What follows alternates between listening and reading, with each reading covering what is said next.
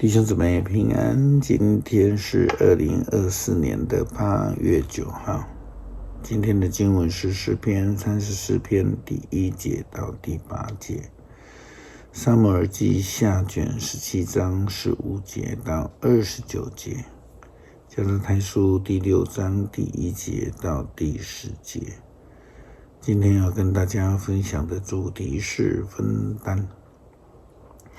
基督徒应当要彼此供应、彼此扶持、彼此的分担。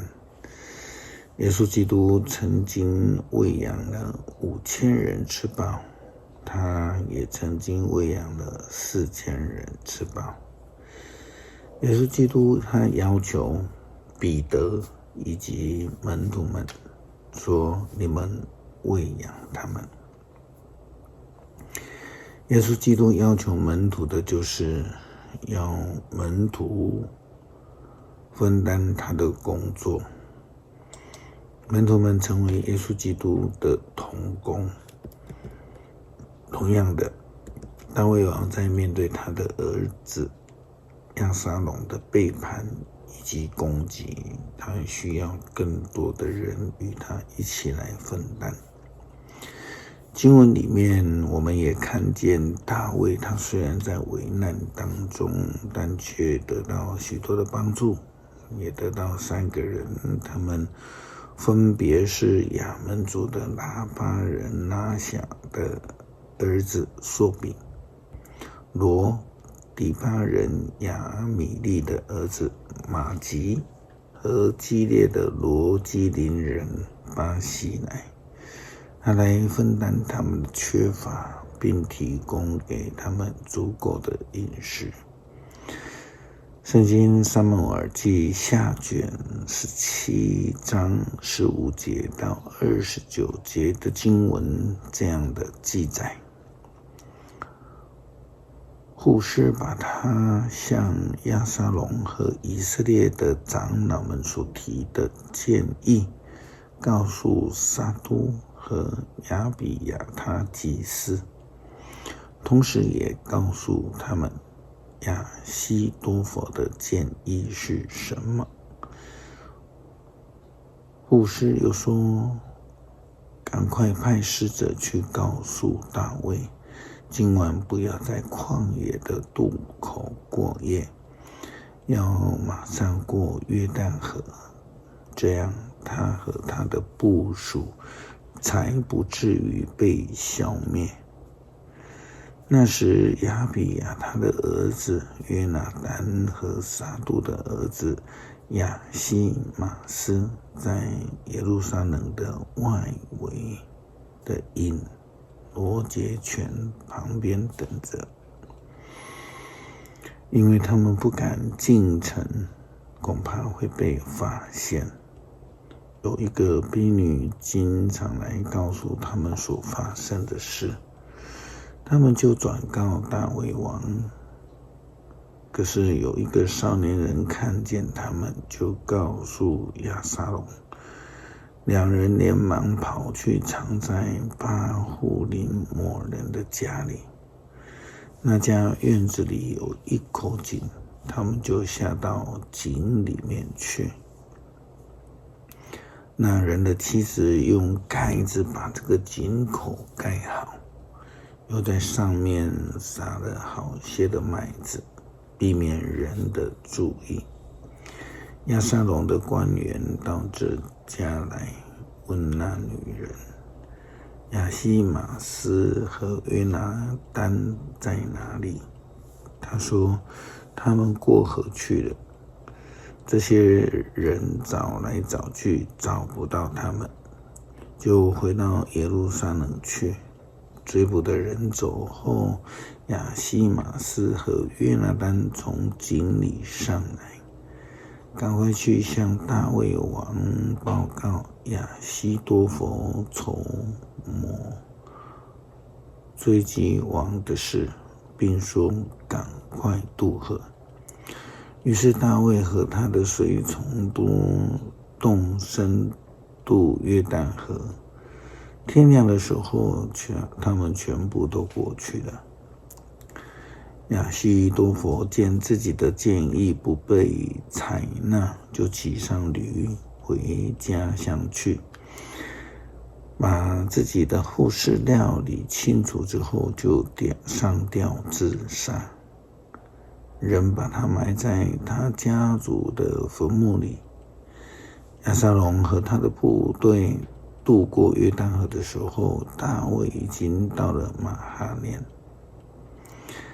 亚撒龙指派亚玛撒做军队的元帅，代替约甲。亚玛撒是以实玛利人以帖的儿子，他母亲艾比该是拿辖的女儿，跟约押的母亲喜路亚是姐妹。亚撒龙和以色列人在基列一带扎营，大卫抵达哈马练的时候，有3个人出来迎接他，他们是亚门族的拉巴人拿辖的儿子朔比，罗底巴人亚米利的儿子马吉，和基列的罗基林人巴西乃。他们带着锅、碗、被褥和食物来给大卫和跟从他的人。吃的有小麦、大麦、麦片、烤熟的麦穗、四季豆、豌豆、蜜蜂、乳酪、奶油和绵羊。他们知道大卫跟从他的人在旷野一定有饥渴有疲劳。保罗提醒加拉太地区众教会的基督徒说道，在加拉太书第6章第1节到第10节，弟兄姐妹们，如果有人偶然犯了过错，你们这些属灵的人就要用温和的方式纠正他，你们自己也要小心，免得受引诱，要彼此分担重担，这样就是成全基督的命令。一无所有而自以为了不起的人，只是欺骗自己罢了。每一个人都应该审查自己的行为，如果有好行为，他可以引以为荣，不需要跟别人的成就相较量。每一个人应该肩负自己的担子。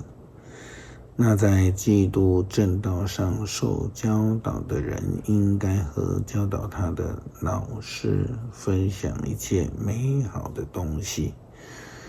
你们不要自欺，也不要欺骗上帝。一个人种什么就收什么。他若为着满足自己的情欲而撒种，他会从情欲收取死亡。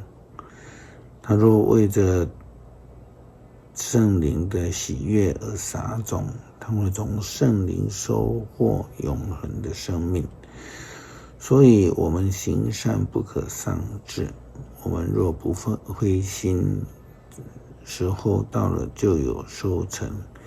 因此无论什么时候，一有机会就该为公众做有益的事。对那些在信仰上同属一家的人更应该这样。是的，基督徒应当彼此分担重担，要努力使人得到利益，使人得到帮助，要真诚的面对上帝，面对邻舍，因为一个人种什么就收什么。保罗特别在9节到10节教导基督徒们，所以我们要行善，不可丧志。我们若不灰心，时候到了就有了收成。因此无论什么时候，一有机会就该为公众做有益的事。对那些信仰上同属一家的人更应当如此。求主帮助我们愿意彼此分担，容神一人，做一个好仆人。诗篇34篇第1节到第8节，我要时常感谢上主，我要不断的赞美他，我要歌颂他的作为，愿被欺压的人都听见了欢喜。要跟我一同歌颂上主的伟大，我们一同来赞扬他的名。我祈求上主，他就垂听，他救我脱离一切的恐惧。被压迫的人仰望他，就有喜乐，他们永不至于失望。上主垂听孤苦无助的人的呼求，他救他们脱离一切的患难。上主的天使保护敬畏他的人，救他们脱离危险。要亲自体验上主的美善，投靠他的人多么有福啊！谢谢上帝赐给我们的益处的能力，蒙恩典。求主帮助我们看到别人的需求，愿意成为别人的帮助，来成为分担主救恩的工作，分担人软弱与需要的仆人。